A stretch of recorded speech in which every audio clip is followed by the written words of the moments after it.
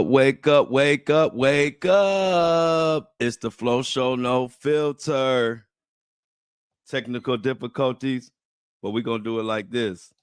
The thoughts, views, and opinions shared at the Flo Show No Filter are for educational and entertainment purposes only. I am not a professional. I am just good.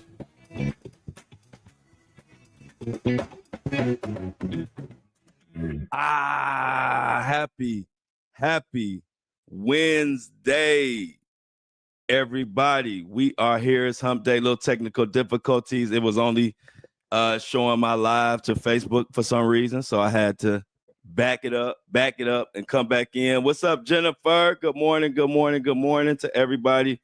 Oh, I'm more than all right. I'm splendid. I'm amazing. I'm grateful. I'm blessed. I'm happy. I'm couldn't feel better. I'm ready to take over the world. Whatever words you have for amazing, just say that about 50 times and you understand where I'm at with it. Yeah, I'm great. Thoughts, views, and opinions. Y'all already know. Coming to y'all live. We got one of those shows today.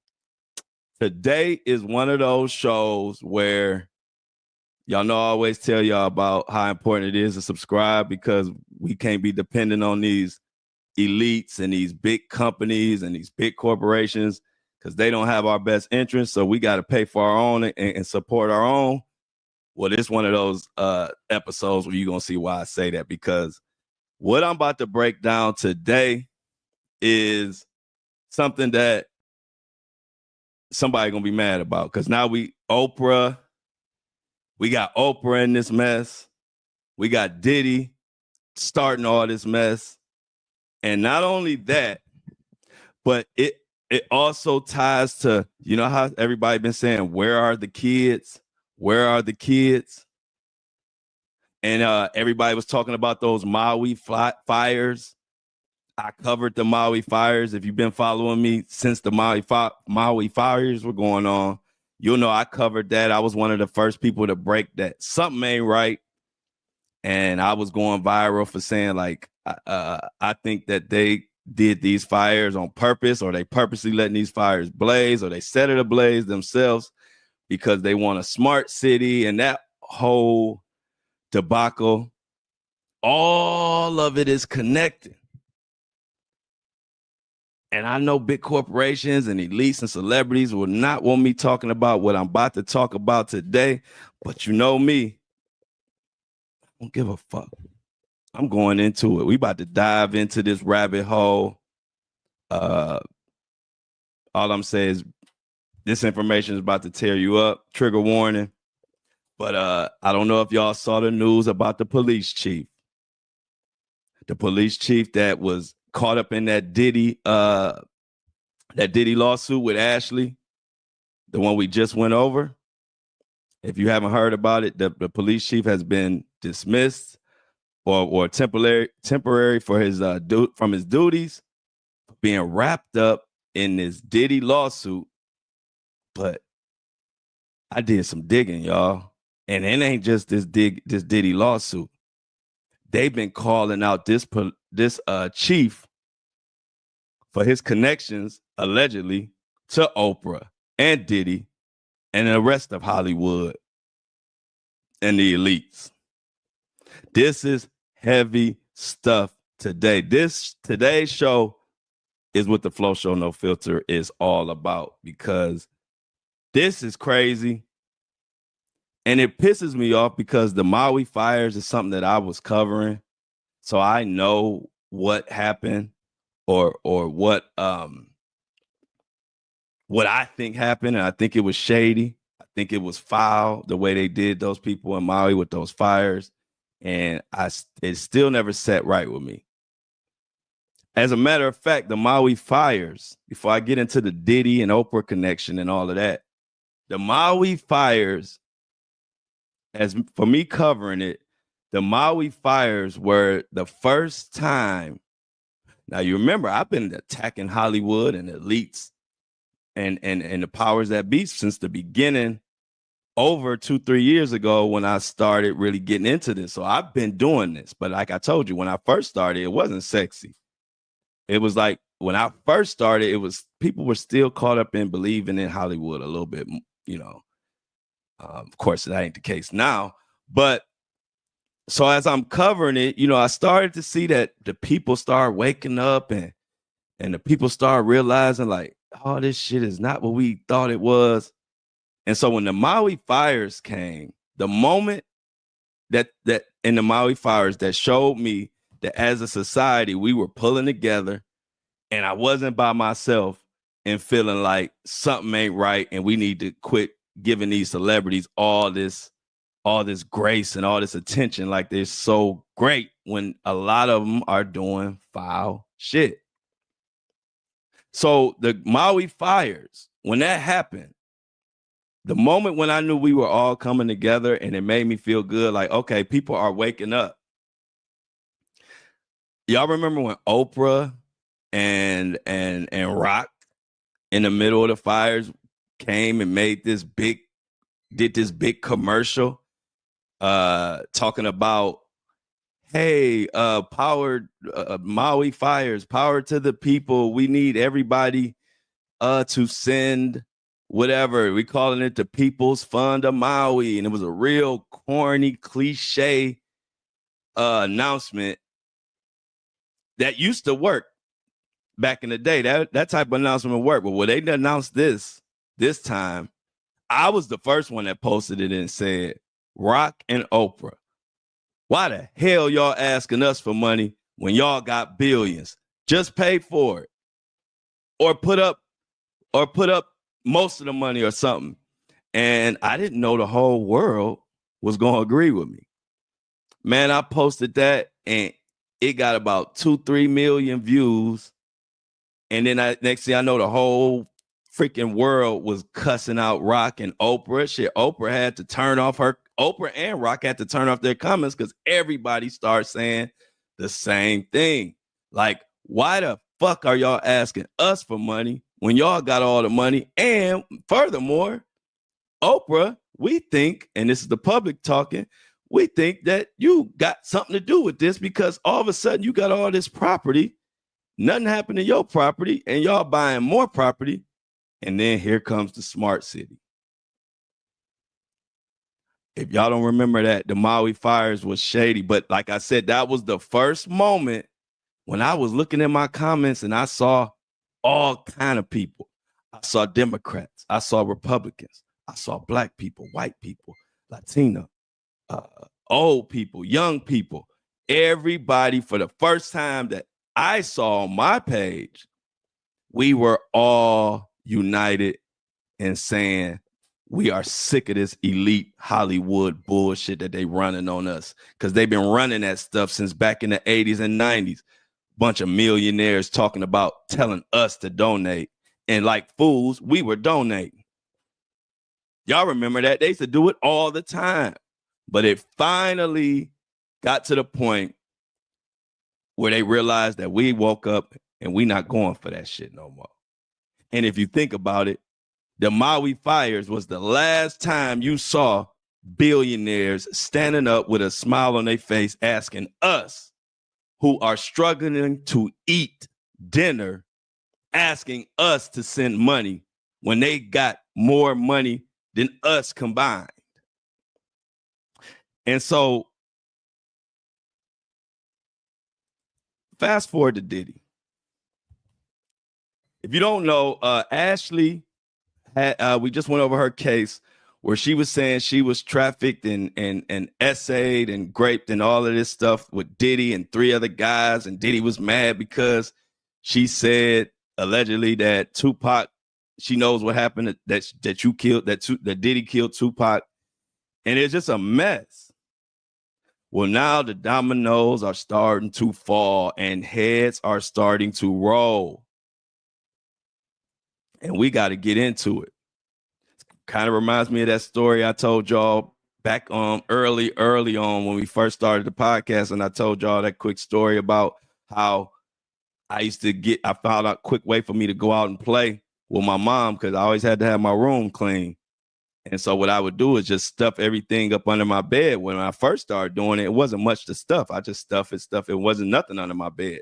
And as I stuffed, as the summer went on, it was more and more trash up under that bed because every day when I wanted to go out and play, I would just put everything, my clothes, food, whatever, stuff it up under the bed. And it would look like my room was spotless.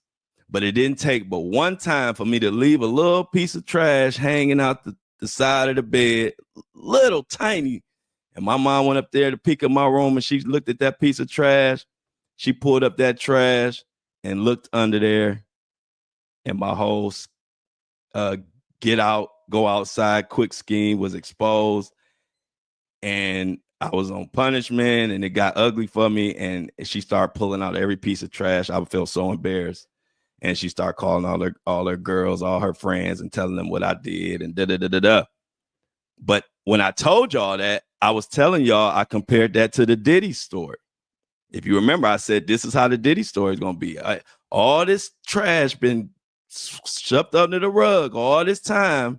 So everything looked pretty. Everything looked perfect. Until Cassie was that one little piece of trash dangling out the side of the bed. And once Cassie, and I ain't calling Cassie no trash, I'm just using a metaphor. And once that bit of dirty laundry that was Diddy's trash, his dirty laundry got exposed, now everything is falling after that. Once one thing get exposed, they all get exposed. And I like it. So check what's the latest and greatest. This is the key, I believe. Please listen in because this is the key to where those kids, where everybody been asking, where are the kids? What has been going on with Oprah? This is probably the biggest piece to the puzzle that we have had yet. So everybody listen in and let's break down this whole Diddy Oprah craziness we got going on. So check this out. This is what's going on. Maui mayor, this is from the Honolulu Civil Beat. Diddy is in trouble. Oprah might be in trouble now after this because this dude might start singing more and more and more. So this is what it is. Maui mayor calls for police chief to be placed on leave over Diddy lawsuit. From the Civil Beat by Aaron Nolan. Chief Pelletier is named in the lawsuit alleging criminal conduct connected with the embattled rapper. Mayor Richard Benson has called for Maui Police Chief John Pelletier to be placed on administrative leave in light of recent allegations that he played a role in an elaborate scheme that allowed people to be assaulted by rapper Sean Diddy Combs in 2018. This is law enforcement being caught up and called out for basically being the middleman to keeping these celebrities or people with money from getting in trouble. This was his business, allegedly. So check this out. At the time, Pelletier was a Las Vegas police captain in charge of an area that included the glitzy boulevard of hotels and casinos known as the Strip. On Friday, Pelletier's name was added to a long list of defendants that includes high-profile celebrities such as the Miami Dolphins star Odell Beckham, comedian Drewski, and more. This was originally filed in October in the U.S. District Court. So let me let y'all know what's going on with this.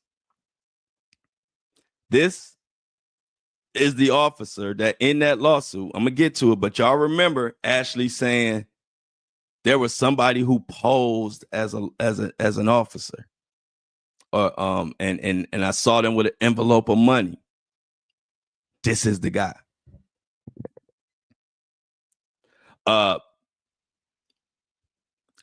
Parham says in the lawsuit that Pelletier had been posing as a sheriff in Contra Costa County. This is in California.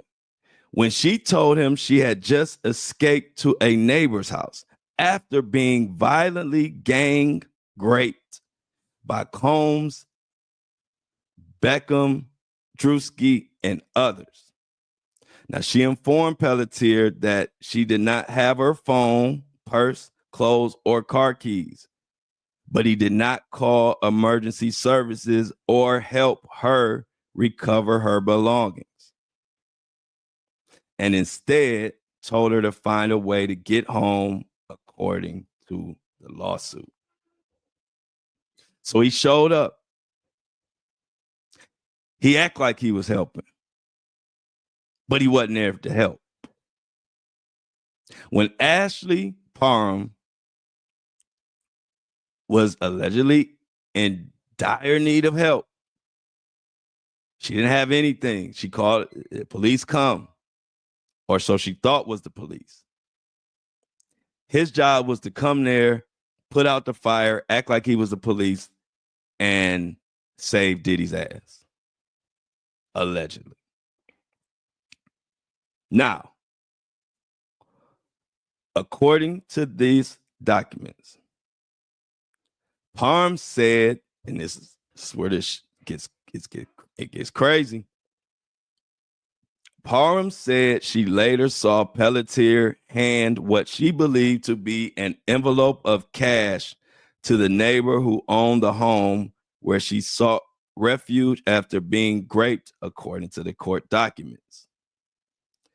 The two unnamed plaintiffs, a mother and a son, who are identified in court documents as Jane Doe and John Doe, said they had witnessed Combs and others grape Parham after Pelletier abducted them from their residence in Las Vegas and brought them to the California home at gunpoint in a black SUV. Pelletier told the mother and son that they were being extradited for warrants in California. But when they asked to see the warrants, Pelletier refused and threatened to shoot him. Jane Doe and John Doe were trafficked to several locations, including what they believe was Pelletier's home in Las Vegas, a hotel, and eventually to the scene of the alleged crime, or more crimes, Orinda, California. And it is at this house where they witnessed Combs and several others assault Parham, according to the lawsuit. This guy is in the middle of a lot of shit. We ain't even began to go into it on this episode. I'm telling y'all, this guy is literally, in my humble opinion, the smoking gun, or should I say one of them. Because check this out. When Combs attempted to force John Doe to participate in raping Parham, he refused and was assaulted himself, documents say.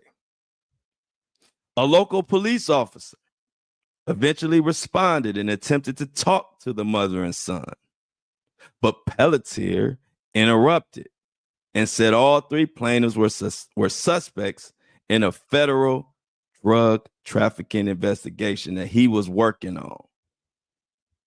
Another lie in the lawsuit. Combs, wrapped up in all of this, got the MPD. They did not respond to requests about what the hell is this. Pelletier, who joined the MPD as a chief in 2021, is way more to it than even what Ashley doing.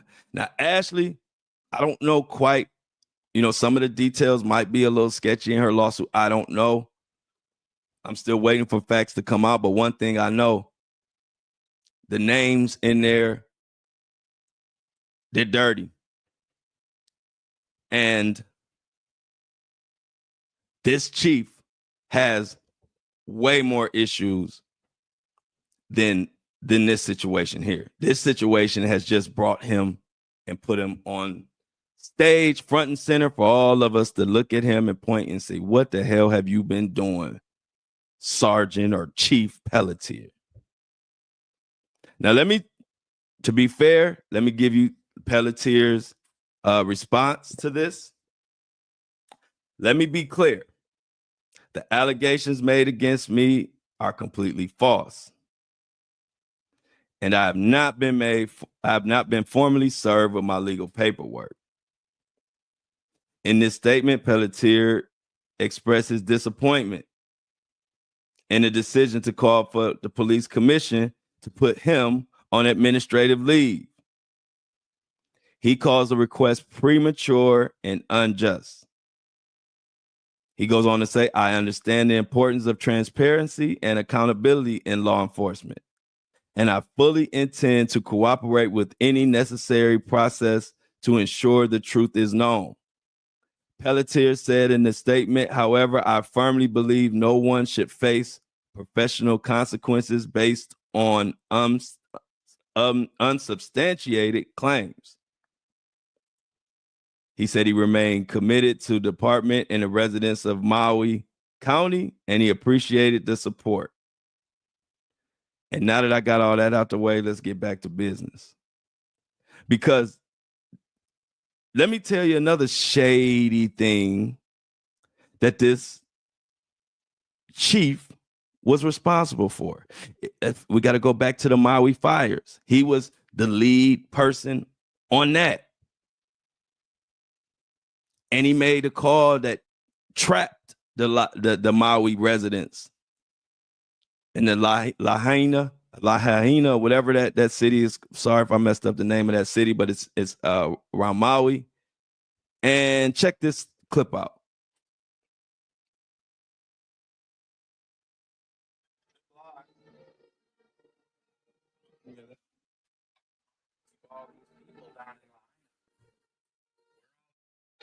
Look at this. Holy shit. This is a nightmare. I don't know where he's going. Probably to block our street. They're going to fucking barbecue all these people down in Lahaina. We're all trapped down here. They're blocking off all exits. Everyone is just stuck. Going in a circle in a fire pit. Now, let me give you the background what he's talking about. That was in Lahaina. Now, the police chief made a controversial call that everybody, even at the time, said, this ain't right. Something's going on. And what he did was he closed off and barricaded all the streets that Lahaina people were able to evacuate through. And so what happened was the only people who were able to survive those crazy fires were the people who disobeyed the police and went through the barricades. The people, most of them, who obeyed the police chief and the police orders, which came from this guy, Pelletier, the people who obeyed got burnt up. And we called out this back when it happened. This was like last year, maybe July, but I believe it was like over the summer. I don't know the exact. I know it was last year, early in the year. And when this happened, we called this out then. We were like, why is the police chief basically setting people up to be unalived? Now his name comes up with Oprah. Now his name comes up with Diddy. And so now we go back and we say, wait a minute. So what we thought was actually what it was. This chief has been in the middle of the Las Vegas tragedy that we thought the biggest, what was it? One of the biggest shootings, mass shootings that they had in Vegas. He was in the center of that. And a lot of stuff was handled shady. He was in the center of the Maui situation. Shady. And he's in the middle of Diddy and Oprah. So now let's get into this shocking article that comes from November, mind you. This is another thing. Listen to this. This is written by Paul Smith. Mob connected Maui police chief John Pelletier to Oprah Winfrey and Diddy. November 18th, 2024. So this is before this is before what we're talking about now. They were already tying him to Diddy and Oprah back in November. So let's go on to this article. I'm telling y'all, this is about to open up a can of worms. And I'm here for it. Check it out. So this was at the time, he was current Maui police chief John Pelletier faces renewed scrutiny over his mishandling of the Lahaina fire disaster, along with other allegations of corruption. The former Las Vegas Metro Police captain appears to have brought his tarnished reputation with him as he settled into his new position. Pelletier has been accused of negligence and corruption during what many insiders have described as his reign of terror. Pelletier has been named as the chief that caused several high-ranking members of Maui Police Department to resign or take an early retirement due to his threats. Further sources have confirmed Pelletier's direct trafficking connections to Sean Diddy, Combs, and Oprah Winfrey.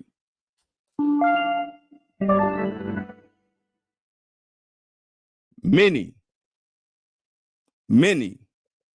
Maui citizens and family members have banded together to demand accountability from the person they have dubbed Terror in Chief, John Pelletier. The moniker given to him seems fitting, given the long-running controversies that seem to follow Pelletier wherever he goes.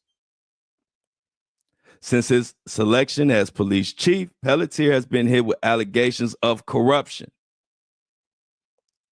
The Maui Police Commission has been accused of wrongdoing for their role in choosing Pelletier. People are getting in trouble for even choosing this guy.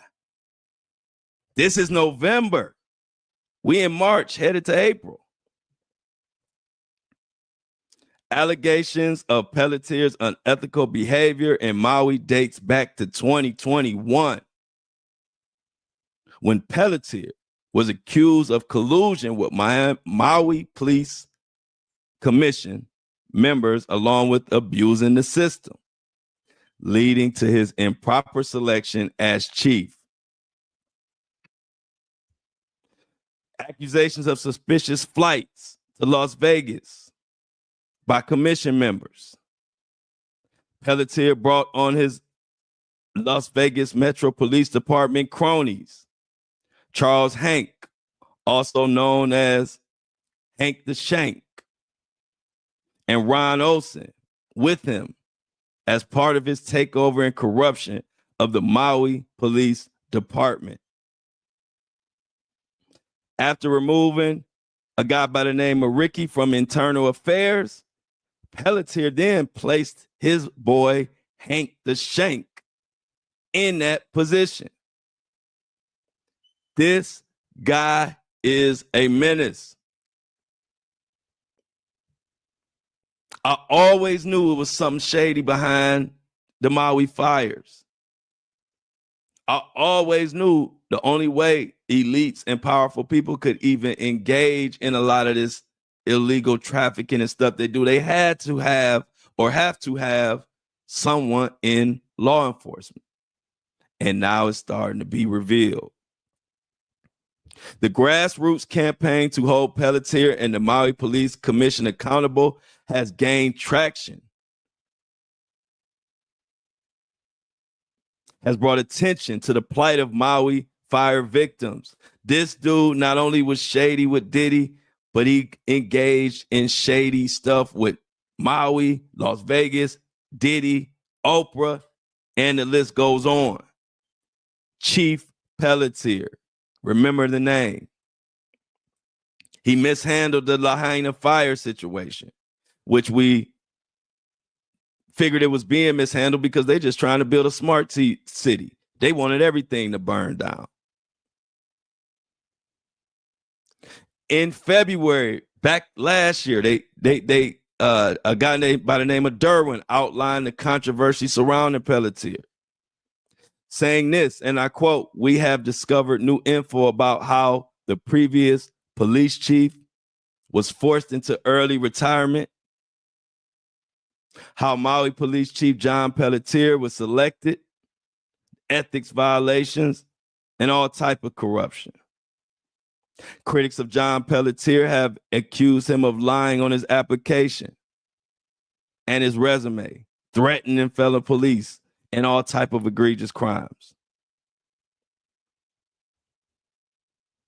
Pelletier is no stranger to these type of antics. And now he's tied to organized crime. Pelletier's days at Las Vegas Metropolitan as captain, he was allegedly involved in working for organized criminal syndicates. Allegedly, he was known to threaten victims. This guy is tied to Diddy and Oprah. I got to keep letting y'all know that as I read this article.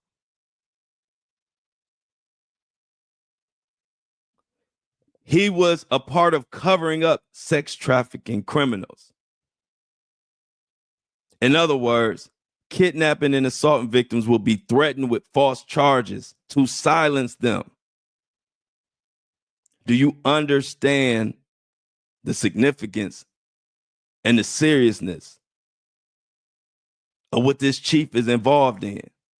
And it would have went unnoticed had Diddy not been brought up on charges and all of his dirty laundry being aired out for the world.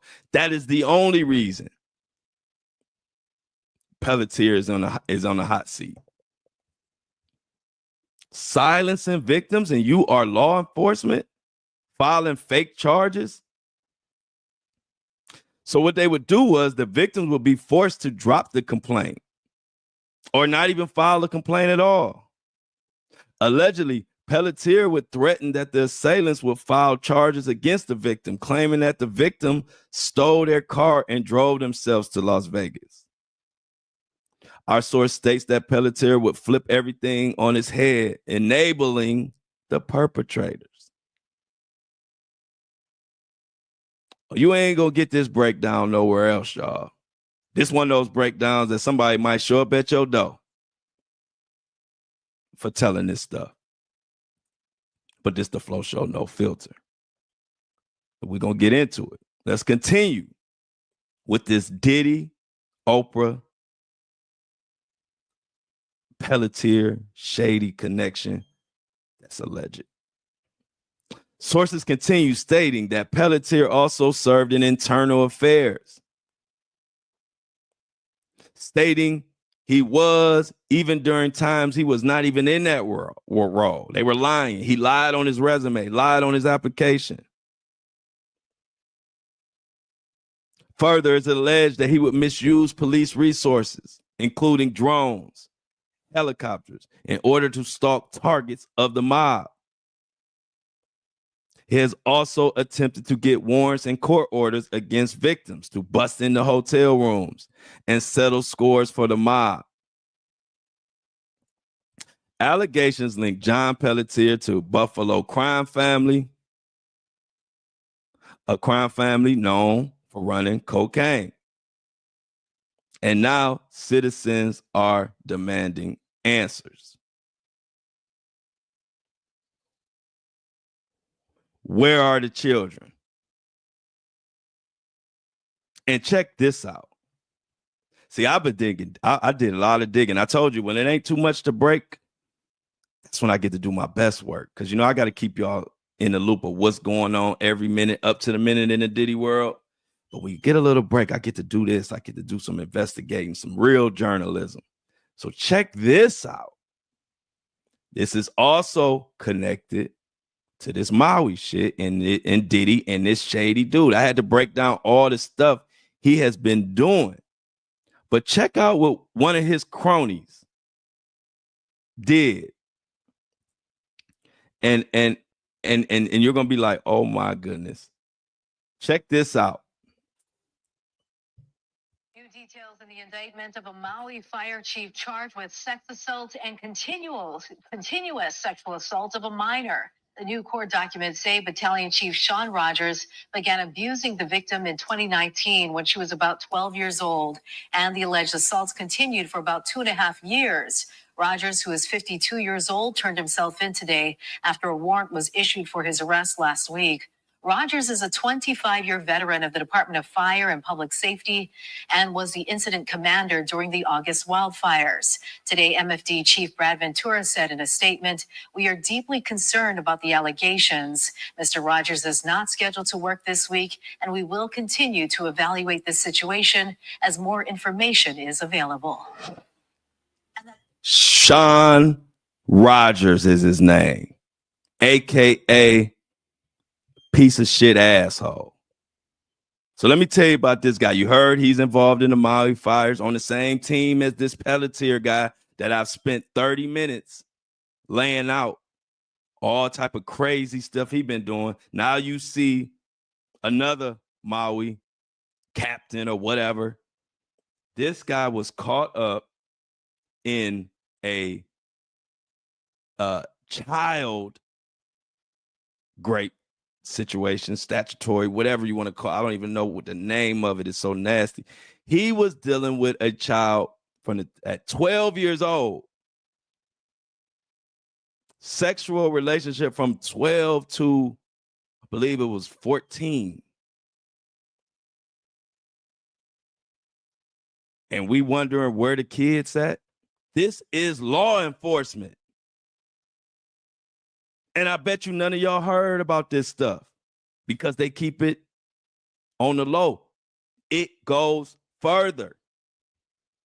So that happened like last year with Sean Rogers, who just caught up from the Maui, whatever.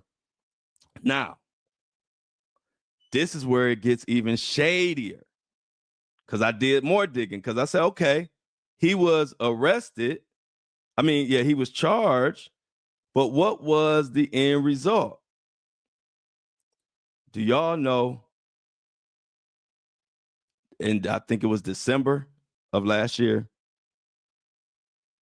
they temporarily dismissed the charges against this captain with this known relationship with this 12-year-old. They dismissed it, saying that they're temporarily dismissing it because the family or someone took away the application for what do you call it? Restraining order. They had got a restraining order against this pervert, and somehow they took that away. And then the lawyer did something. The defense and the prosecution, they all worked together, I believe. When I read into it, it didn't make no sense. But the bottom line is they have temporarily dismissed the charges, not saying anything about that he was innocent or he was cleared. They dismissed the charges on a technicality. And then they said that the prosecution has 60 days to refile. That was in December, January, February. That time is up. Guess what, y'all? I searched high and low. Unless they buried the article and put it on the dark web or somewhere I couldn't find it, they ain't never prosecuted this dude. They dismissed the charges and there was no refiling. If that doesn't scream corruption at the highest level, ain't no such thing. You got evidence of a captain of Maui police caught in a known relationship with a 12-year-old that lasted for 2.5 years. And then the case mysteriously gets dismissed and saying that the prosecution technically has 60 days to refile it. And then that 60 days has come and gone. And it's no update to that case. No article saying, hey, this guy got off. Nothing. If you look it up, the last article you will be able to find is the last one saying it's been dismissed temporarily and they have 60 days to file it. You won't find an article after that. These are the people that are tied in with Oprah and Diddy. And now that this dude is in hot water, I believe he's going to start singing. I think he's going to start singing his ass off. Now, with all of this news, with the trafficking being exposed, law enforcement, multiple law enforcement people on hot water, now everybody is looking into this Diddy and Oprah connection to the Lahaina human trafficking that been going on, that a lot of people don't want to speak about. And we were talking about it when the Maui fires were going on, and then the conversation died. But let's not forget, it was John Pelletier who gave the order to trap victims, in a sense, in that line of fire by barricading the only route that they had to get the hell up out of there. Pelletier also, coincidentally, was on the scene and was a commander during the Las Vegas shooting, biggest in history. Allegedly, Pelletier forcibly took a Diddy victim at gunpoint from Las Vegas to California to be raped by Diddy. And he did this by posing as a sheriff executing a fake ass warrant. And I don't like it. And even after all of those events I just spelled out for you, even after all of that, Pelletier was still named Chief of Maui Police. And no sooner than he was named Chief of Maui Police, guess what just so happened to happen after this shady motherfucker gets the job? The damn fires happened. Right after he becomes the Maui chief, here come the most devastating fires they've seen in years. Coincident? I think not. Many questions are looming. Whether or not children went missing after those fires.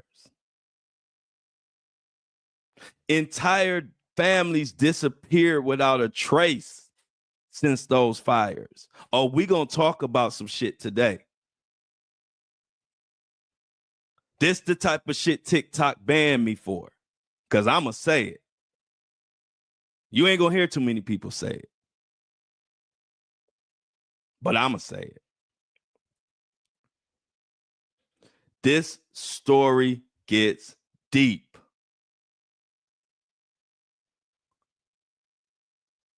And to know that this guy has came up in a Diddy lawsuit, and think about it. If it wasn't for the Diddy case, we wouldn't know about John Pelletier. I was screaming top of my lungs, standing on the top of every mountain, screaming something went right in that Maui situation. I didn't get much feedback about John at that time. They were protecting his ass. But now that he's been caught up in this Diddy mess, now people are coming back saying stuff like, there was so much that happened to the indigenous locals of Hawaii after those fires. And y'all know who ended up with a lot of that land? Dear old Oprah. Same one that asked us to give up our money. See, it's funny. You know what this reminds me of? When stuff gets exposed, it's kind of like my uncle did. Y'all know I got stories, I always got stories. But this is what happened. Same thing about that Maui fires, how the dude ended up getting a job and immediately the fires happened, and then they dig into his background. He lied on his resume. He's shady as hell. And then the Maui fires, the timing told everything.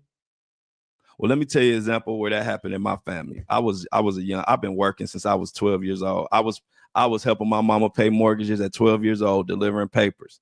That's the type of kid I was. Facts. So my family had businesses. They loved putting me in the middle of the business. So I had an uncle who had a store that you could compare to Blockbuster back before Blockbuster was even out. My uncle owned video stores. We did rentals. And he also sold music. And as a young kid, and this is why I look back and I've always realized I was just an old ass soul, because I was only 14 years old, about to turn 15, when he hired me to work at his store. It was called Hits Music, like hits, like hit records. It was called Hits Music. And he had workers who would work. Say this one guy, I don't remember his name, but he would work he worked Friday nights and Saturday nights. And Friday nights and Saturday nights, if you own a business, restaurant, or anything, you know, pretty much Friday night and Saturday nights in most mom and pop businesses are where you make the most money. And one thing my uncle knew about me is he always knew I was honest as hell. I ain't gonna take $1 from you. You ain't gonna take $1 from me. And so he hired me. I said, Uncle Art, I'm too young to be watching people. I'm 14 years old. My job was to keep track of 30-year-olds. That's how much trust my uncle had in me. But I'm stay with me. I'm getting to a point. So what was happening was every Friday and Saturday, my uncle would make about maybe $1,000. And it got to the point where he felt like he should have been making more. And even some days he might only make $600 or $800. But a funny thing happened. The minute he hired me to work with that guy on Friday and Saturday, the very first day we made $2,000 the day I worked. Even the guy tried to play it off. He said, man, you good luck. We making money now. Then the next Friday that we made $2,000. Saturday, we make another $2,000, $2,500. Then the next Friday and Saturday, because I only worked Friday and Saturday night. Next Friday and Saturday, $2,000 more, $3,000. By that third week, my uncle fired dude. And I was so young and naive, you know, I don't know shit yet. I ain't lived life. I didn't pay attention. What really would happen? I said, damn. I had got close to the guy. We had worked 3 weekends in a row. You know, everything was cool in my mind. And my uncle said, when I went up there one Friday, I was by myself showing a new person how to work. And my uncle said I had to fire, let's just say his name, Tony. I don't know if that was his name, but my uncle said I had to fire Tony. I said, dang, what happened? He said he was stealing. I said, how'd you know? He said for 3, 4, 5 months straight, he never made no more than $1,000 on a Friday and Saturday. He said the first day you worked there to watch and see what's going on, we doubled. And then the next day we doubled. And then the next weekend we doubled. And he said by the time the third weekend came, I know he was stealing that whole time. I said, damn, I didn't even think about that. And that's the funny thing about timing. Timing will tell on your ass, especially if there's history there. So how does that story tie in? Just like the guy, this shady ass chief that's been connected to Oprah and Diddy and with this trafficking and all in these lawsuits. Now we looking at the timing. The minute you hired as Maui police chief, after already having a shady ass history, immediately this mysterious ass fire comes that everybody figuring that it's more to it than just the fires. Timing is everything.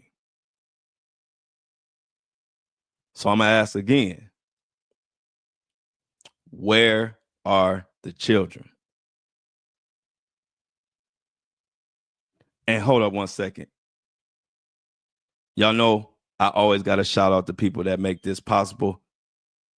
The people that allow this podcast to keep going and making it what it is. And it's the subscribers. So I always got to name all the subscribers. The subscriber of the day, please subscribe and keep truth alive. I will shout you out. Nothing means more to me than the subscribers of this podcast and this podcast in general, because it's doing great things and it's giving me an opportunity to make an impact that I always dreamed of making. Well, now the dream is happening with my eyes open. And so I always take the time to thank not only the subscribers individually, but also the shoppers who are shopping on andidon'tLikeIt.com. The famous phrase that I've coined that everybody, they know me as and I don't like it. They know that more than they know Flo. You say Flo, they be like, huh? The dude that say and I don't like it. Oh, him. andidon'tLikeIt.com. We got the t-shirts, the hoodies. We got the Flo Show No Filter coffee mugs. We got the Flo Show No Filter hoodies, all on And I Don't Like It. So I'm shouting out everybody who's supporting, because I told y'all one thing about me, I ain't a salesman. I don't do sales pitches. My sales pitch is just the truth. I want to have subscribers and subscription base and my own merch and do everything be self-sufficient for my community and my subscribers, so we always could come to the table every morning and talk about whatever. Because I guarantee you, if I took on some of these big corporate sponsors that want to sponsor me, they wouldn't want me talking about this Oprah being tied in with this shady ass Maui fire chief guy and Diddy. It would be after this episode, I would get a call or email, hey, we didn't really like that. Can you take that down? So to avoid that, we being self-sufficient over here, and I appreciate everybody keeping truth alive. But let me shout you out. Subscriber of the day, and the subscriber I'm shouting out.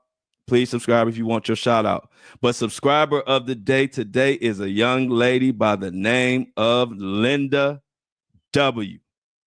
Linda W gave $5. We only ask for a minimum $3 subscription for this podcast, which I think is a steal for what we bring in. But Linda went above and beyond in these tough times and donated and signed up for a $5 subscription.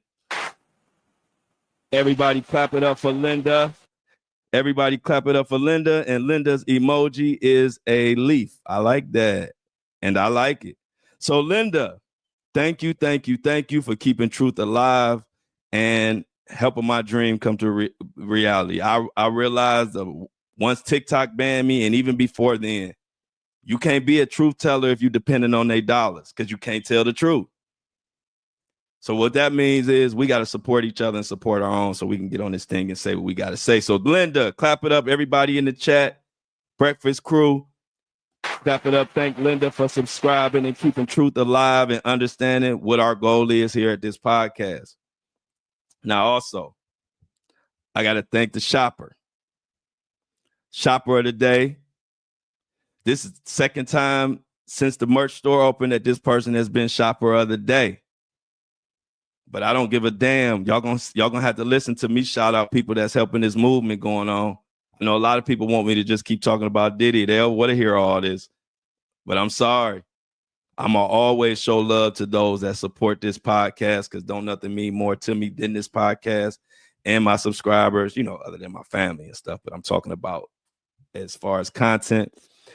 And so let me shout out Shopper of the Day for the second time. Everybody clap it up for Michelle Johnigan. Michelle already, I ain't gonna tell all her business, but she done got the hoodie, she got the t-shirt, she doing her thing. She and I don't like it. Flo No Filter all the way up. But now she really ready for the breakfast time because she the breakfast crew and the breakfast show. She got her Flo Show coffee mug. She got both styles. I appreciate you, Michelle, for keeping truth alive. It's because of Michelle and Linda that this podcast can even keep going. Without subscribers or without us supporting the merch, I got to come on this bitch talking about the birds and the bees and stuff like that. So let's keep subscribing, y'all, so we can keep bringing this heavy shit to the table. And y'all know it's going to be on fire by the time the Diddy trial comes. So thank you, Michelle. Clap it up for Michelle. For support. I appreciate it, Michelle. You one of a kind. And anybody, go to And I Don't Like It if you want some gear. Flo No Filter hoodies, they going. I think we got like a couple left. T-shirts are about out. Shan told me like we got like a couple t-shirts left. So y'all are doing your thing, but go ahead and buy y'all merch and get y'all merch so we can continue to support truth and get stories like this. Because ain't nobody asking where the kids at. Because you know why? Because they dependent on corporate dollars. They better not ask. They better not do too much talking about Oprah. You notice you don't hear Oprah name.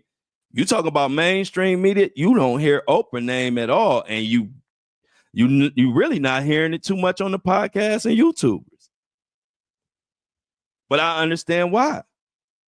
Oprah is in charge of a lot of people's money. Not just Oprah. Oprah is connected to a lot. So a lot of people scared and don't want to say nothing. But see, that's why I'm smarter than that. I'm not getting tied up in that corporate money. And now you got me on this bitch talking like the rest of these podcasters that's scared to say stuff. I ain't that one. I don't give a damn.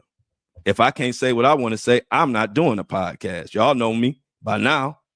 That's why all I give about is my subscribers and my podcast and my community that rock with me. What y'all want to talk about is what the fuck we gonna talk about. Period. If it ever came to a time where we can't talk about what we want to talk about, that will be the last day of this bitch, of this podcast. So appreciate y'all for supporting. If you want to subscribe, the link is in this description notes. This is also available on Apple and Spotify. Please go check me out on Apple and Spotify. Is there anything else I needed to get to today? Because y'all know it's like I can't go a day without forgetting something. Oh, knew it. That's why I like to go back. John, one of my recent subscribers, John left something in the fan mail. So because I can't respond in the fan mail, I'm gonna start responding on the show. So if you ask me a question in the fan mail, listen to the show for the answer. So he says, yo, Flo, this is John. You know how to listen to the premium content on Spotify instead of using the website.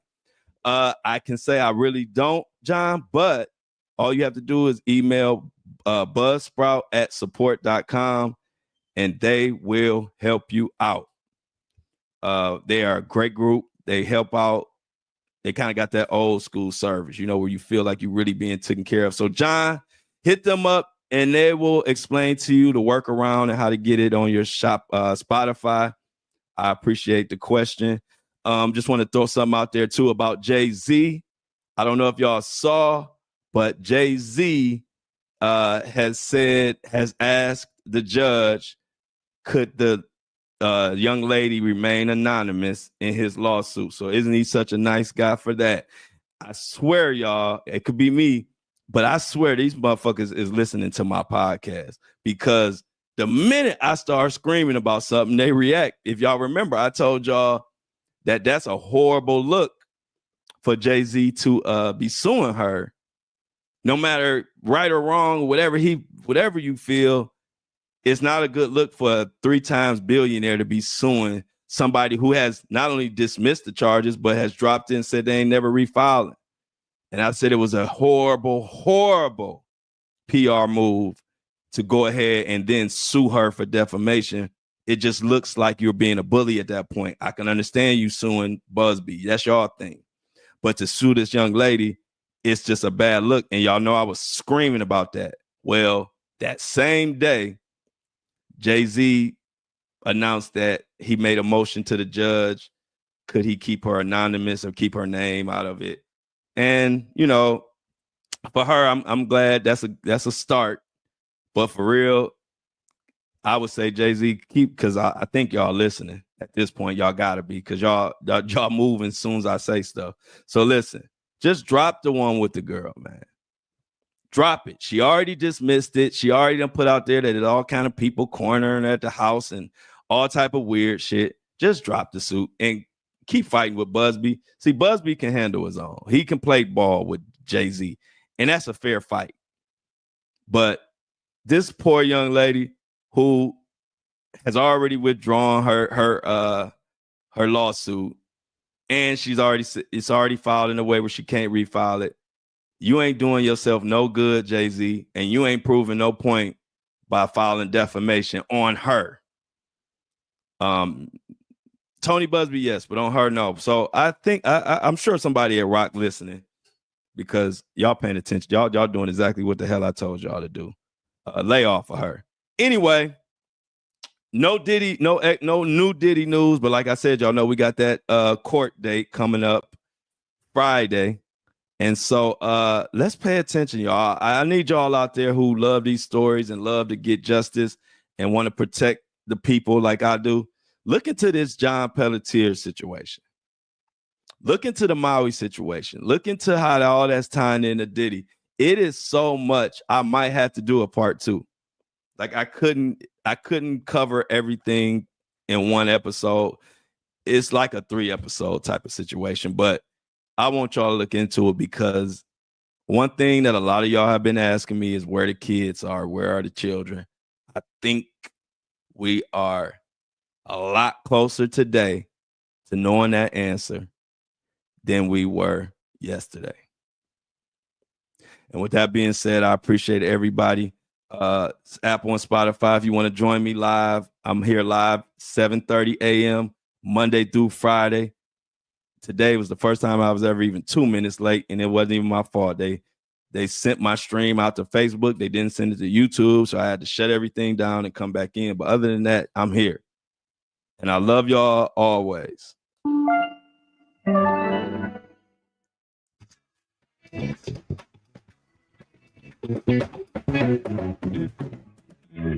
As always, I love y'all, but I'm out.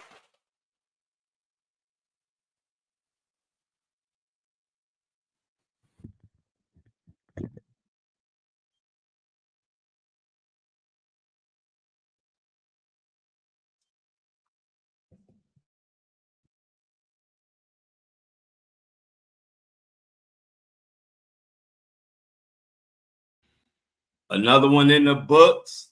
Hold on one second as I get Apple and Spotify loaded, y'all.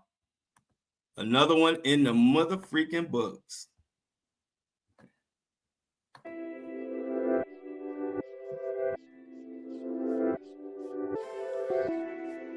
Okay.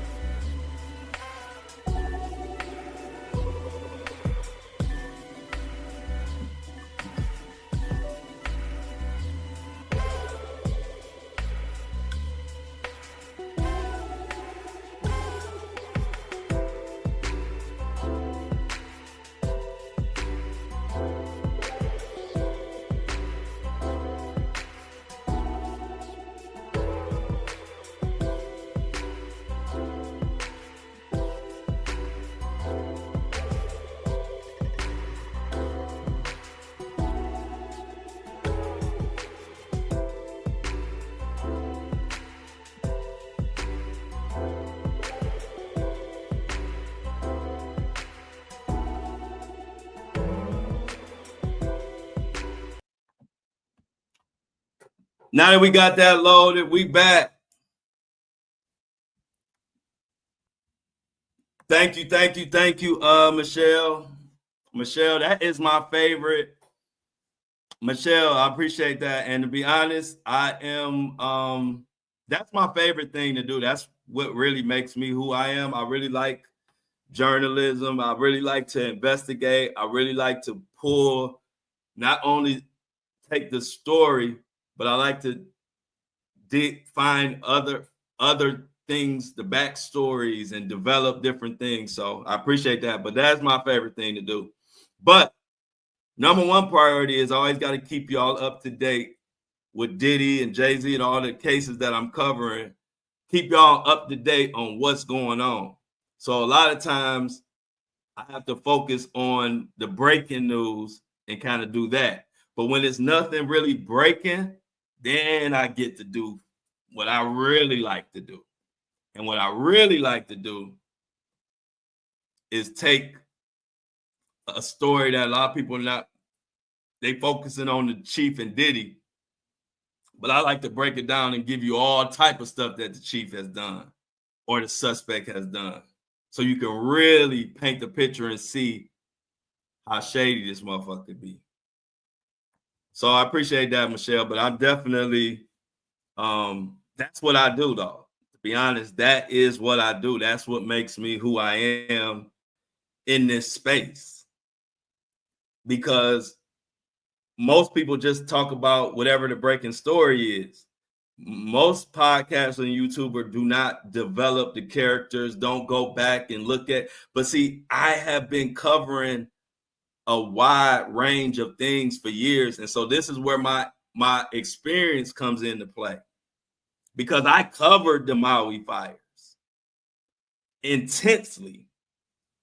I dug deep. So now when this guy gets caught up and they talking about he was the chief of the Maui fires, where I already got information. I already got information about that.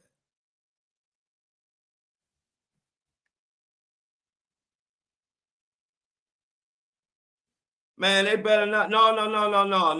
I'm glad Shauna brought that up. Cause let me, cause y'all know me. I don't leave no elephant in the room, but sometimes it ain't what should be understood, don't need to be said. But I'm gonna go ahead and say something about this. Y'all, people gotta, like, I listen to people gotta listen to me. The Flo Show No Filter is my number one priority. The number one thing that means the world to me. So when you talk about the Flo Show No Filter, you talking about, we got the Flo Show No Filter live, which I come on for y'all to see, and the Flo Show No Filter on Apple and Spotify. That means the world to me. So I just want everybody to be clear on that so they can understand going forward. Because I ain't gonna say it no more. I just trying to get people to pay attention. What's important to me. So one thing about me, I'm gonna always do what is important to the movement. Period. Nothing comes before the Flo Show No Filter podcast. Nothing. So I don't even get bothered. I don't think twice. About it. It's a reason why I have 5 stars. Do y'all know I'm one of the most opinionated people out? And I'm almost at 100,000 downloads, and I got 5 stars across all platforms. That ain't no accident. 100,000 dollars. It's people that want to give me 1 star just because they disagree with what I'm saying. And I still got 5 stars. You know why? Because I keep the main thing, and I know what to focus on. So I don't never get upset or I don't think twice about what anybody say I should do or shouldn't do. I'm doing a great thing. I wake up happy. I go to sleep happy. I'm just trying to spread the happiness to the rest of the world. So I ain't never upset. You listen, I get to help people. I get to voice my opinion on stuff. And I get to do all of that for a living. I ain't gonna never be mad or upset ever, because at the end of the day, my routine don't change. I do what's right and what need to be taken care of. I don't go off of what people feel like I should do. So I just wanted to be clear. I'm glad Shauna brought that up, because it ain't one. I don't think one way or the other on it. I bust my ass, blood, sweat, and tears to build the Flo Show No Filter. So I don't expect people to understand how important it is to them as it is to me. All I can say is, I say it every episode. So to me, anybody, you gotta listen to me. And I've been doing this a long time. So let me tell you something. When I first started, you got supporters. You got supporters who gonna support you just because of your content. You got supporters who are gonna support you just because of who you are. You got supporters that are gonna support you for your content and who you are. I know the difference. So I don't get bent out of shape. I know and I appreciate all support. I appreciate any support, even if it's just for my content. I told you the story about when I told you my mom got burnt up, and people just say stuff about, like, why is the story so short? See, that's a person who I appreciate their support, but that's a supporting who I'm just content to them. And that's fine. But I'm just letting y'all know, every single last one of my 500,000 followers, I know which category you are in. So I don't get mad, upset, none of that. I know the supporters who support me and care about how I'm doing. I know the supporters who only care about my content. And I ain't mad about that. But when you go from 1 follower to 500,000 followers, and you ain't cut no corners, and you did it the brick by brick, real way, no money, just straight hard work, you learn. And I've learned over time. Now, in my first 6 months, I didn't know the difference between supporters, and you get your feelings hurt in this game, because you'll think people really care about you. And then when rubber meets the road, you find out, oh, I'm just content to them. But see, I went through that, so I know who I'm dealing with, so I'll never be upset. I already know by certain things people say, I say, okay, that's somebody who really down for me. And I can say, oh, that's a person who just loved me for my content. So I'm good with it. So people who really care about what's important to me and really rock with me, they say things like, hey, Flo, are you okay? Don't burn yourself out, Flo. Hey, how are you doing? Like Jennifer. Jennifer's first response today was, hey, Flo, are you okay? See, that's somebody who really cares. People who just see me as content gonna be pissed off because they think I'm supposed to show up at whatever show they want me to show up on. That's somebody who just all they see me for is content. And I'm fine with that. But all I'm saying is, don't think I don't know. So I ain't never upset. I'm happy as hell. I love my team. Shanna work her butt off, and I won't even let her work. Ask Shanna. I say, Shanna, that's enough. I don't want you doing too much. Ask Greg. I'll say, Greg, I know you'll do that, but I don't want you doing that. I don't work the dog shit out of people. I just don't. Even my team, we gonna do it with this full understanding that we all have lives outside of this. So if my happiness on a 1 through 10 is 11, and it's been like that for probably the past couple years.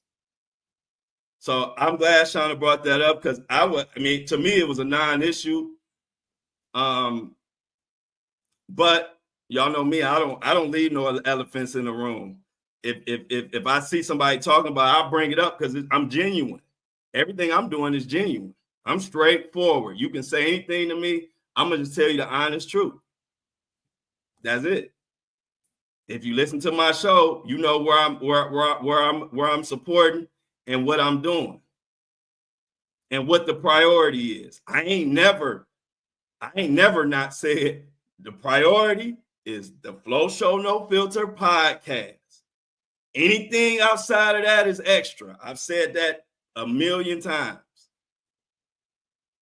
I do everything myself for a reason. I'm not buying into the establishment or none of that.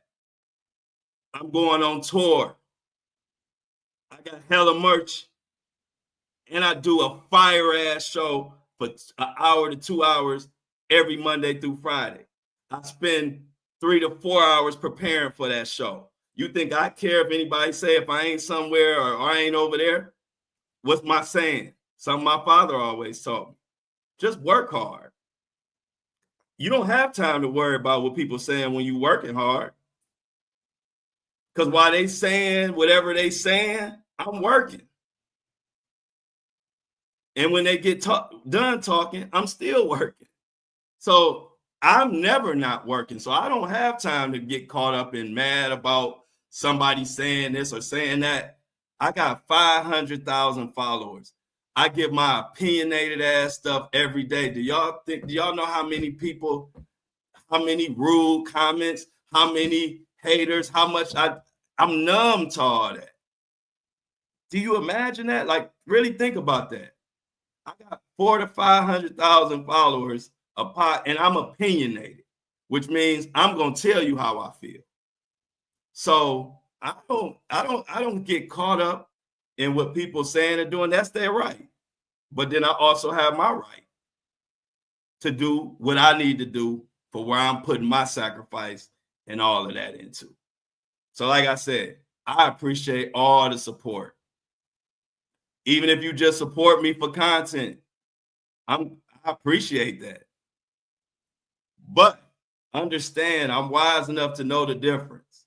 So before you even tripped, I already knew where you was at. I know who really, really down and actually give a fuck about me. I could tell the difference. So I appreciate those. I appreciate all the followers. I appreciate all the support. But you know one thing, no filter is always no filter. No filter gonna mean if you ask me a question or you bring something up, I'm gonna give you a no filter response. I don't lie. I don't do sales pitches. I tell you exactly what it is because ain't nothing better than the truth. So I'm gonna say it again for the last time. The Flo Show No Filter is my pride and joy, is my everything, and my subscribers and the people that support the merch of the Flo Show No Filter and the And I Don't Like It movement. Anything outside of that is extra. That's the only way you do that's the only way you have 5 stars. But if I get spread or try to put too much priority on stuff that ain't priority, now my podcast slipping. I'm not never going to do that.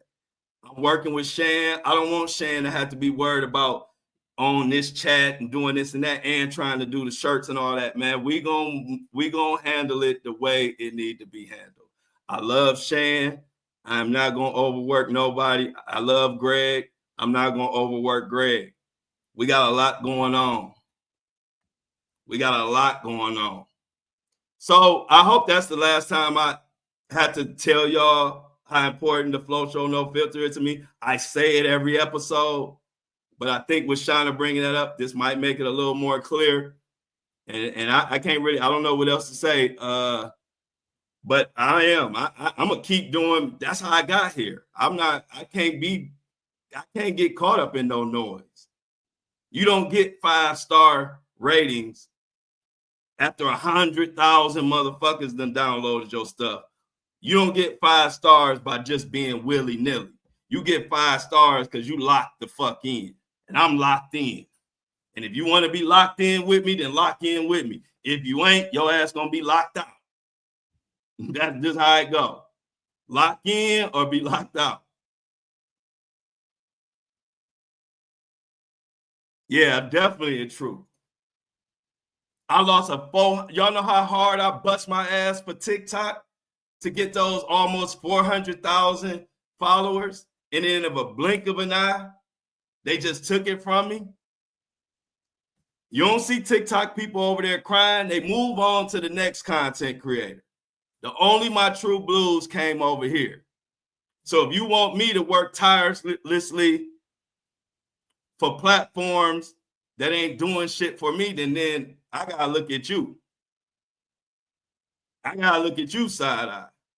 Because I'm up here fighting every day for people to get what they deserve and get what they earn. I fight every day for that. Who gonna fight for me? I need people to fight for me, not to be burning myself out. I don't need people trying to burn me out. I got enough of that. You stick out in my world when you're trying not to burn me out and making sure I'm taking care of myself. That's the people that stick out to me. I don't have anybody burn me out. Everybody, I got 100 million people that tell me to burn myself out, run me straight to the grave. They won't care. So I don't ever get caught up in the noise. I'm locked in and I just work. I'm getting to help people every day. And that's my focus. Every day. But I'm going on tour. Flo Show No Filter is going on tour. Who putting that together? Me. Flo doing the merchandise. Who putting that together? Me. Who you see right here. How many hours is it in a day? If you count sleep, count 2 to 3 hours prep, count a 2-hour show, count making clips, count setting up tours, count making sure merchandise get out. How many hours in a day, y'all? I'm gonna leave it at that. That's why I don't have to say nothing. Just put the facts out there. I don't have to. This ain't an argument. I ain't mad. I'm sure y'all not mad. This is just a conversation. But all I'm doing is, like I do on my podcast, putting out the facts. Y'all count the hours. Y'all estimate the hours of what it takes, plus add in some sleep. So I'm kind of glad Shauna brought that up, because really I wasn't going to bring it up because it wasn't nothing for me to talk about. I'm working my ass off. So what I got to say, but y'all know me, I'm no filter. I don't hide from elephants. If it's something going to be brought up and I'm seeing it 2 or 3 times, I'm going to speak on it. And guess what? From celebrities to anybody in the comments to anybody have a problem, I will always put the link to come in this thing in the comments. And anybody that got that feel like I need to be doing more, or I ain't doing enough, I have the link in the comments for anybody to come up here and tell me straight directly. Forget all the chat, forget the comments. I got the link in the thing. If anybody ever want to come up here and tell me I need to do more, I ain't doing this or I ain't doing that, then we can talk about it straight back and forth. And I've always extended that. And most of the time, don't nobody take me up on it. But I'm always willing to talk because I love explaining my side, because everything I do is with purpose and intention. Everything. So I don't have a problem explaining.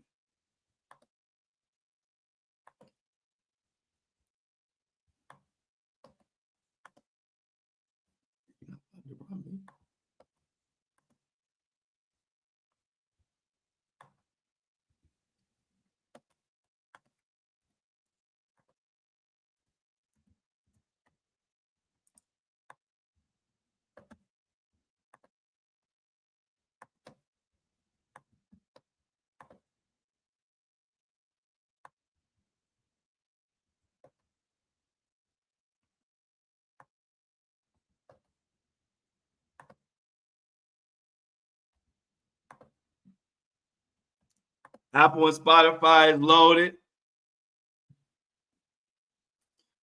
Apple and Spotify is loaded. The link is there. That's why I don't get the link is always there. I like talking about it. Like I said, I am too blessed. I have too many outstanding, beautiful supporters. I can never be mad. I have so many supporters, I can't even count them. I have the best supporters. I can never be mad. I love it. I just don't have any airplay or any energy for anything outside of people genuinely trying to support. I just don't.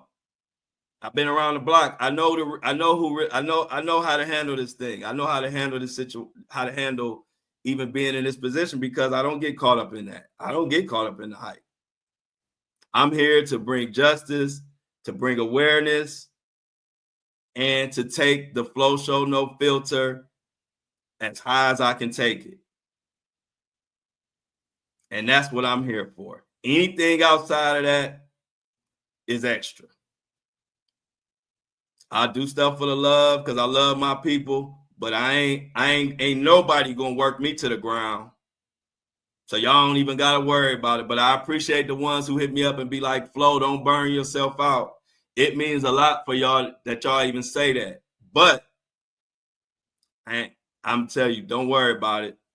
I come from a good family. I come from good stock. Ain't nobody gonna make me do nothing that I ain't comfortable with doing or I can't do. Nobody. And I don't get upset about it. I don't get mad about it. Like I told you, I appreciate that people give a fuck. So let me be clear. I don't get mad about that. I appreciate that people care if I'm on live or if I'm not on live or if I'm at the show. Because what do I always say? People don't have to give a damn. People could not give a damn if I'm on or if I'm off. And I wouldn't want that. So it's never an anger. It's never a mad. It's just straightforward. A lot of people ain't used to getting straightforward truth because they think people tend to think straightforward truth mean mad, and it don't.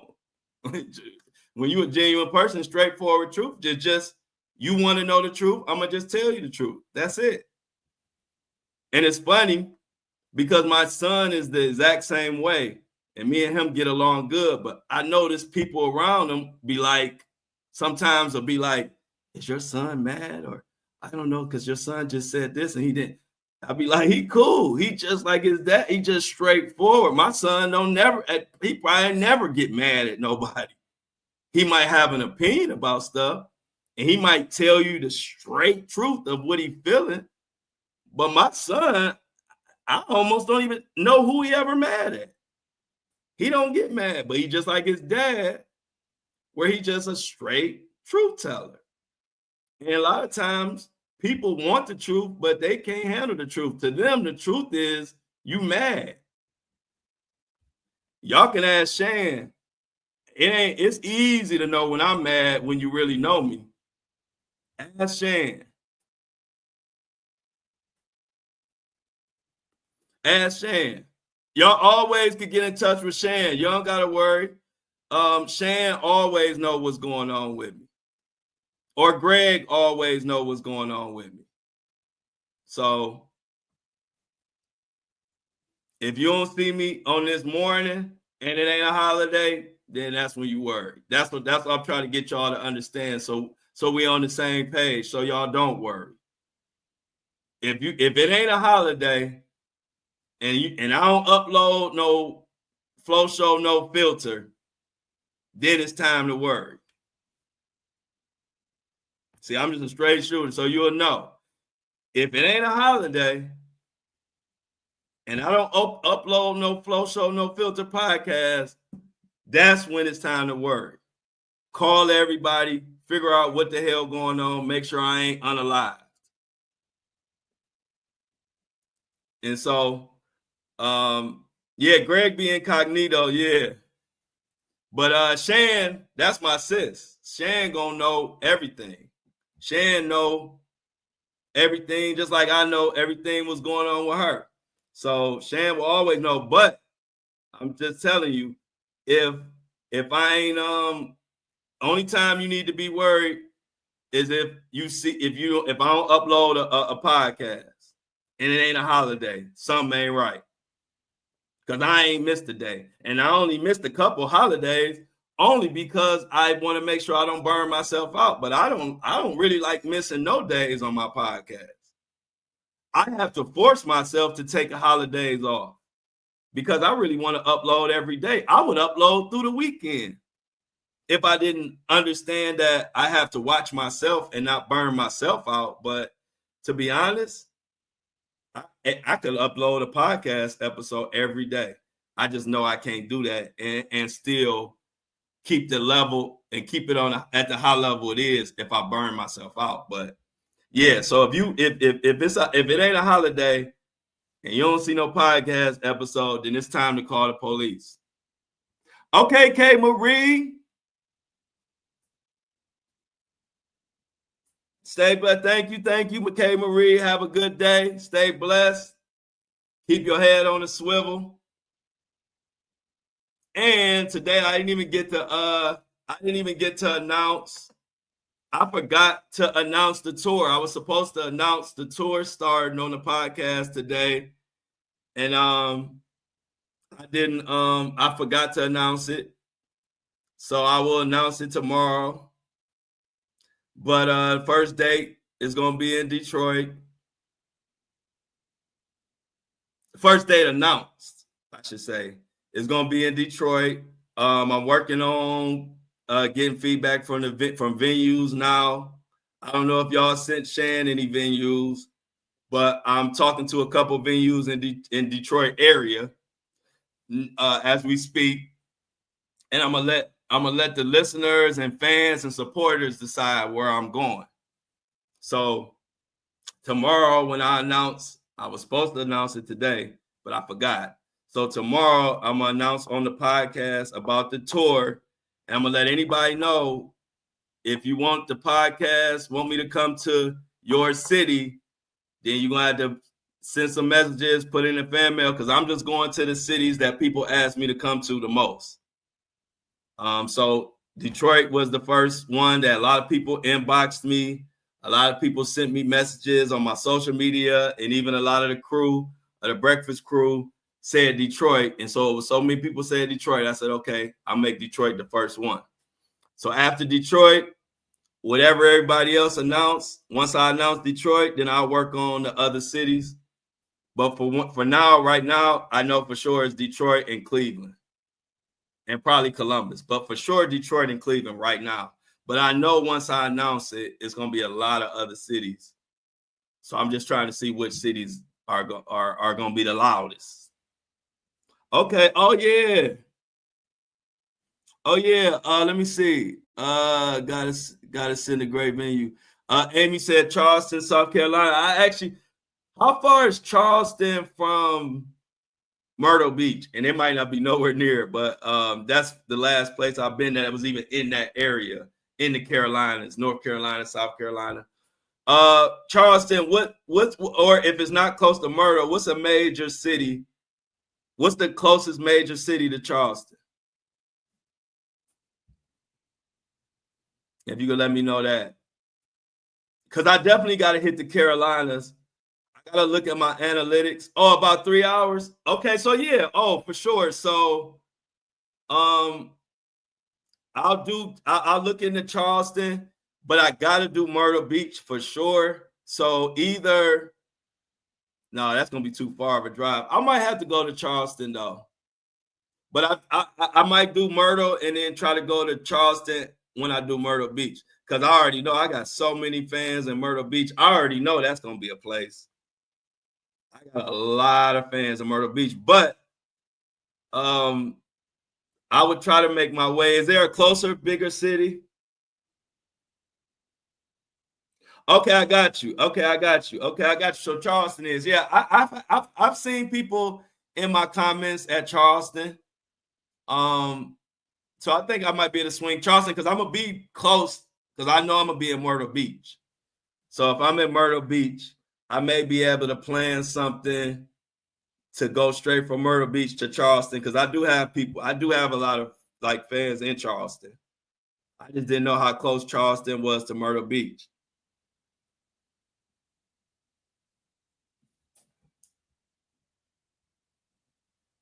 Oh yeah. Thank you, Not Dreamer. And Not Dreamer, one of the day ones. See, that's that like I already know Not Dreamer will be one of the ones I would put in that category. Like I know Not Dreamer is actually not only just down for me for my content, but she actually care about my well-being and who I am as a person. And so you really value those type of supporters. Like I said, Not Dreamer, I don't know if it's besides Shan and True, Not Dreamer might be my longest standing supporter. So she know me. She know me. She know what I stand for. She know what type of dude I am. And I ain't changed from 2.5, 3 years ago. And I ain't gonna change today. I'm gonna be the same. Now Dreamer the same flow. Now Dreamer ran into 2 years ago. When I ain't had nothing. This the same flow with a popping podcast and 500,000 followers. I'm still the same flow. So I appreciate you, Not Dreamer, because I don't get caught up in all that mess. Like I literally do this for y'all. Like I really do. If anybody knows me, like Shan knows me. Shan know I don't need to be seen. I could just be in audio world with my podcast and be just as happy. That's just how I'm wired. I'm not here to be seen. But I also appreciate my supporters, and I try to give more and more that I can give to them. But to come on this video, this is strictly fans. This is strictly support. This is strictly my love to my people who support me. Because if I didn't have genuine love, I would wake up in the morning, do my hour podcast, and keep it moving. I wouldn't even pop on screen. So this is because I really enjoy talking to my supporters, getting to know them, and all that. Because other than that, Shan will tell you, I don't need to be seen. I'm not that type of person. So this is why I didn't come out with a video at first, because it's not important to me to be seen. I just want to be heard. So I'm even doing this tour because my fans have held me down for 2 years plus. So I want to get out to these cities and meet them.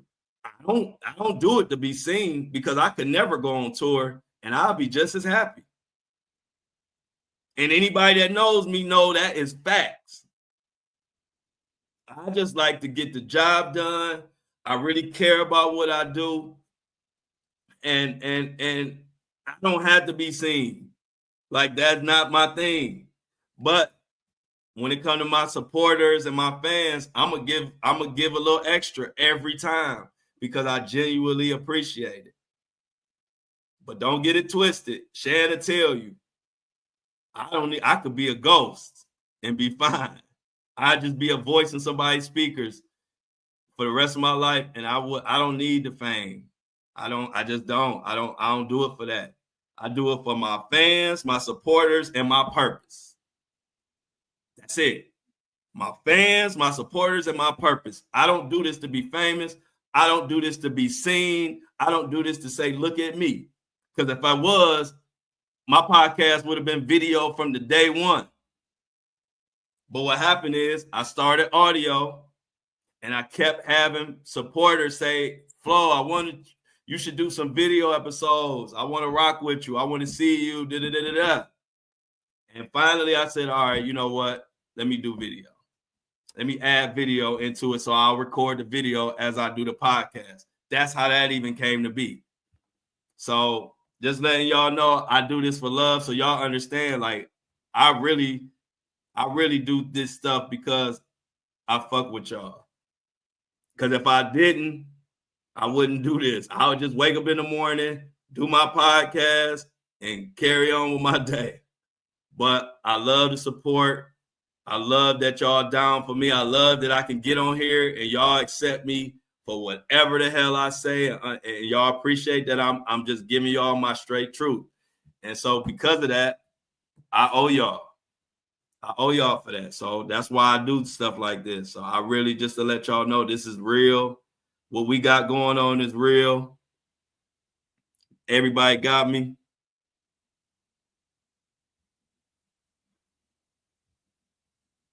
Yeah, for sure. Oh, it's good. This good convo. This great convo. This is why when I put y'all on the panel, I don't want to be on there, because I like learning how y'all are, what y'all about, what y'all think. That's how I learn, watching people, observing. And I don't want to be on there throwing off the chem. I want to watch. I want to learn my supporters, what they like, what they into, what they not into. That is the key. So to me, conversations are good conversations. Like, conversations don't bother me at all. I like having them.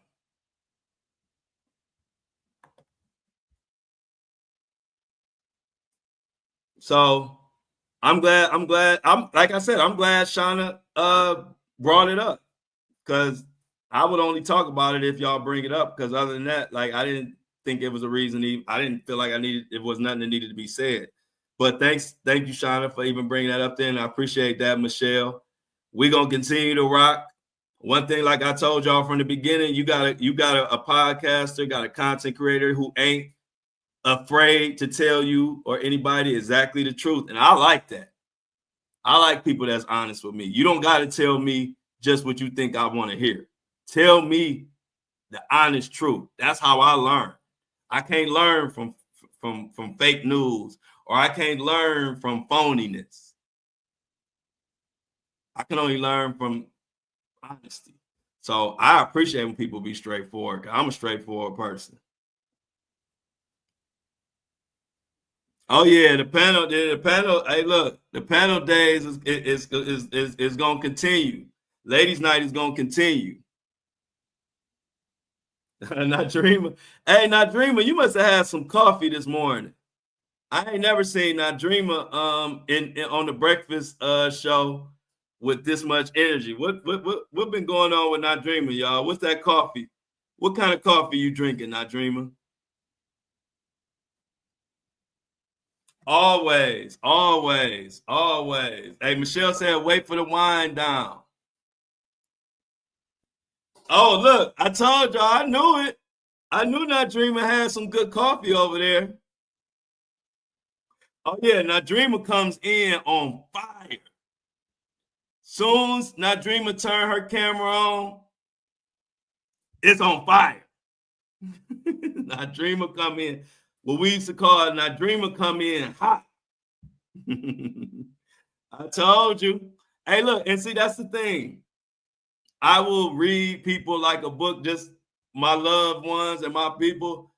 I knew Not Dreamer had coffee. You know why? I know Not Dreamer's more in the energy level.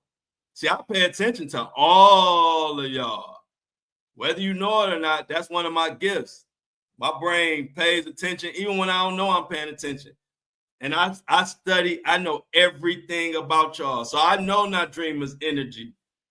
And I know today she had some good coffee, because she always come in hot. But she came in extra hot today. She had that, Tuck said she on that Flo Pacino. Hey, y'all, I got to come out with my own coffee. Hey, look, that's going to be the next thing, y'all, like down the line. But I got to come out with my own Flo Pacino coffee. Yeah, she does. I like it. Yeah, I love Not Dreamer, man. Ain't nothing like passion and energy. Ain't nothing like it, especially when it's genuine. Like Not Dreamer, just like I say how I am, Not Dreamer been the same way for the 2 years I've known Not Dreamer. She ain't never switched up one time. I know exactly what I'm getting. Just today, I got a little bit extra Not Dreamer. Yeah, I know that. I was like, hey, look, I was like, I hope the titties ain't out. I was like, I'm about to get banned. I was cracking up though, because I actually was just listening on that part. Like I wasn't watching. I had my phone down and I was just listening. And then next thing I heard about rubbing titties and all that, I said, whoa. But I ain't tripping about it. I know my team got me, so I ain't even had to worry. But I was like, damn, did she pull boobs out on my YouTube channel? But I wasn't even worried. I know y'all gonna take care of me. I wasn't even worried. I ain't even pick up my phone thinking nothing was wrong. I was just laughing. I was like, that's Dreamer. I love Dreamer though. I love everybody that follow me, which like I always tell y'all, that's why I'm just honest. If y'all want to know something, I'm gonna speak on it. This ain't no sales pitch over here. We just family. This is my family, my extended family, ever since my real family kind of fell apart. Once my granny died, this is my extended family. And one thing about my family, we gonna talk and we gonna be straight shooters, but we love each other. But we gonna be straight shooters. You're gonna ask me a question, you're gonna make sure you want to hear the answer. And don't be talking about you think I'm mad, because I ain't. I like talking. I love clarity. Like I love to, if you wondering where I'm coming from, ask me. I'm gonna tell you exactly. And that's what I want out of y'all. I love it. So, like I said, Shan, no, I'm the type that if I'm mad, I'm gonna tell you I'm mad. Like you ain't gonna have to read between no lines. I'm gonna tell you what I'm mad about, why I'm mad, and how we can fix it. That's how I am. I ain't one of those people you got to read between the lines and wonder if I'm mad. Shan will tell you, because Shan has seen me when I was upset at somebody. I'm straight shooter. You won't have to figure it out. I'm going to tell you. I don't want you to have to figure it out. I want people, when I'm mad at them, I want them to know. I'm that type of person. I want somebody to know I'm mad. When I'm mad, I ain't about to hide it. I'm gonna tell you what you did, why I ain't like it, and that's that. I ain't about to be playing 21 questions, sitting there with an attitude, but I ain't saying nothing. That ain't me. Like I said, ask Shan, she'll tell you. She'll tell you like, nah, I know when Flo mad, cause it ain't hard to know, cause I'm gonna tell you exactly that I'm mad and why I'm mad. So I just love the whole crew we got. Everybody got their role. Mini-Me keep us up to date on every freaking story that's going on. She's a blessing to the crew. She sends prayers. She helps everybody. If they got an ailment, Mini-Me gonna tell you what to use. Shauna was the first one on the morning when I did my video. Shauna was the first one on the first episode. We did the first episode. It was just me and Shauna. It wasn't nobody else. It was literally me and Shauna early in the morning. And she was on time. So Michelle, always been supportive. Jennifer, Amy, we them boys, Felix, Lauren, all these names I'm remembering just off the top of my head. C Tuck, some of our newest members. C Tuck in the building. Like I said, it's growing and it's growing. We got Sybil, Felicia. We got the other G Money. It's like I said, when you got it like that, I'm just being so honest with y'all. I could never be mad. Like I'm so fulfilled in what I'm doing. I can never be mad. I just really want y'all to know that. So I don't want y'all to ever even think. I'm too happy for my closest people to think I'm mad. I'm happy as fuck. Let me be straight honest with you. I'm happy as a motherfucker. Is that clear? God has blessed me in a way that I never saw coming. It's not a second go by I'm mad. For real.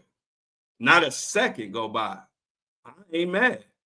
I'm happy as fuck. Matter of fact, I spend more time cultivating and taking God's blessing further my mind is so much on that, I don't even have time to be mad. Like, what? Mad? Why I'm gonna be mad at? Ain't nobody got it better than us. When I say us, I'm talking about our community. They need to be mad. I ain't mad. Let them be mad. Yep, I agree with you, Nadreema. I'm private too. Yeah, exactly. We are all family. I'm private too. I'm with you on that, Nadreema. It's very hard for me to get with new people, or I got my same friend for damn near fucking 40 years. My same best friend. Damn near pretty much 40 years. So I'm private too, but this is a beautiful situation, a beautiful family. And like I said, one thing about me, I'm gonna always be honest and tell y'all exactly what's going on. Ain't gonna be no smoke and mirrors, none of that. I don't think it's necessary. I think when you surrounded by people who genuinely love you, you can be honest. I always believe that. When you're around people who love and really genuinely about you, you can be honest. If you can't be honest, them motherfuckers don't love you. If you're around people that you got to bite your tongue, you can't say this, you can't say that, you can't explain this, or they going to twist your words and all that, that ain't love. And I don't want to be around them kind of people. Like I said, shit, some of the stuff, you heard what Greg said, some of the stuff like my dad, my mom, my grandmother, my uncles, they were all straight shooters when it come to telling you something. So I guess I grew up with thick skin where I ain't about to get mad about nobody saying nothing. That's how we came up. Straight shooters. Not anger, just this is what it is. Now what you gonna do? That's it. Now we move on and we enjoy the moment, live in the moment and enjoy life. So I love it. I'm looking forward to the tour. Make sure y'all send Shan some more venues. Please send Shan some more Detroit venues. I'm talking to 3 venues right now. 2 of them reached out to me. 1 of them I reached out to them. But if y'all can send some more venues to Shan, I'll reach out to them. I'm trying to decide on the venue by next Friday. So not this Friday, but no later than next Friday, I want to have the venue locked in. So if y'all can send Shan the venue, possible venues for Detroit, I would appreciate that. But yeah, y'all, we got a lot going on with this Diddy mess. We got court coming up on Friday for Diddy. Today is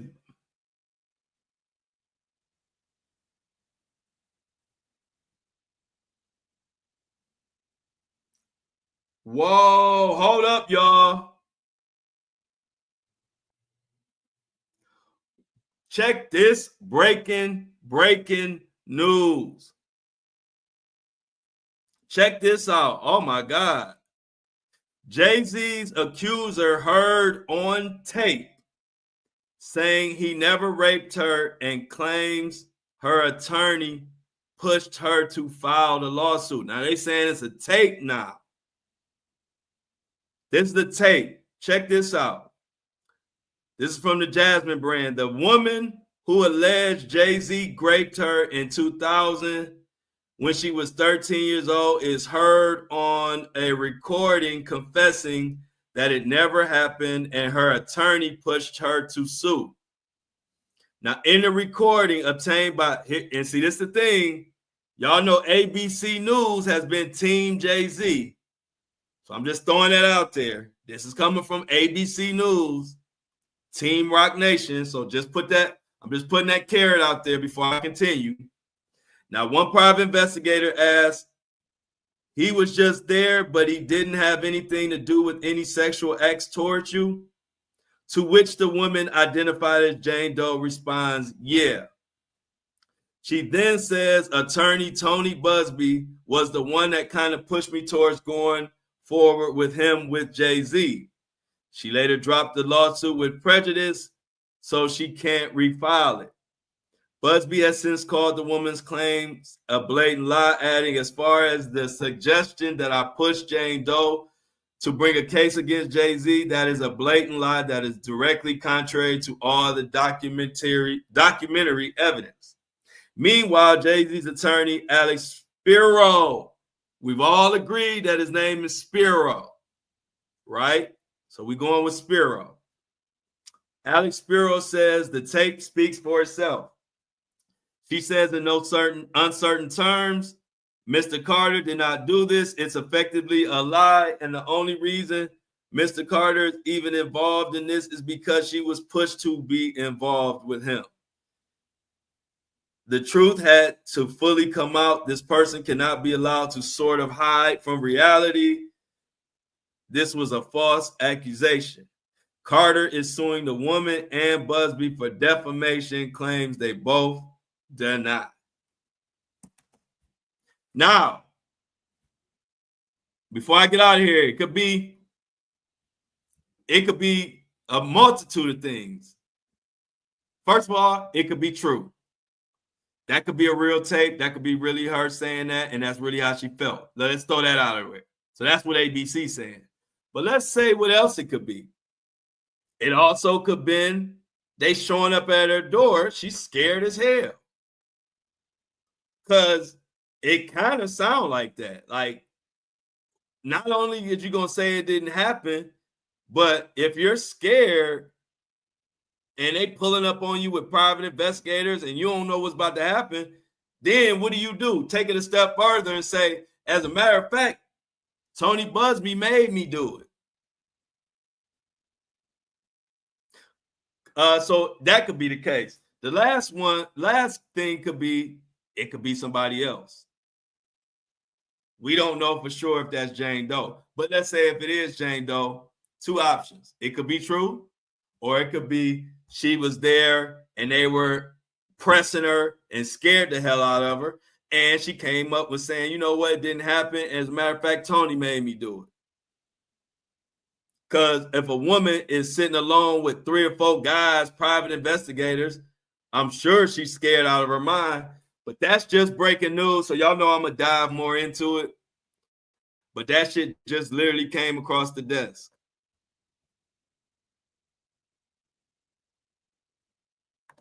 Exactly. Yeah, it don't make no sense, Michelle. It don't make no sense, Michelle. Now, Dreamer said the last scenario. Yeah, I got to look into this one.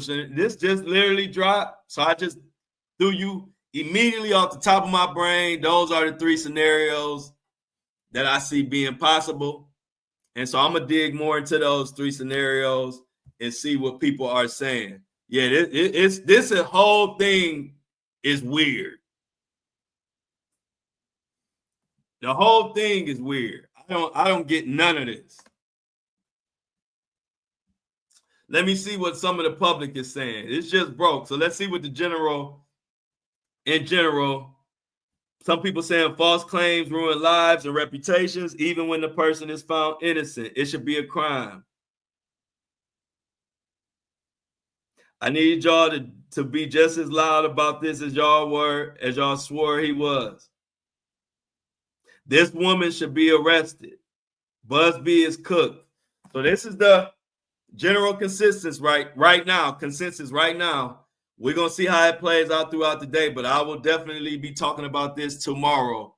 Like I said, I always give y'all all the possible scenarios. I give you my opinion of what I think happened, but I'm going to give you all the scenarios and I'll let y'all choose which one y'all believe. But this story stinks. This story stinks. And on that note, I'm about to do some digging. So please send the venues for Detroit and make sure tomorrow, I'm gonna write it in my notes that I announce the tour tomorrow on the podcast. Send Shannon the venue group in the group me. Send that to her. If you got a Detroit venue. Other than that, let's get those. I'm gonna check into that, Michelle, and let's get those I'm out in the chat before we get the hell up out of here.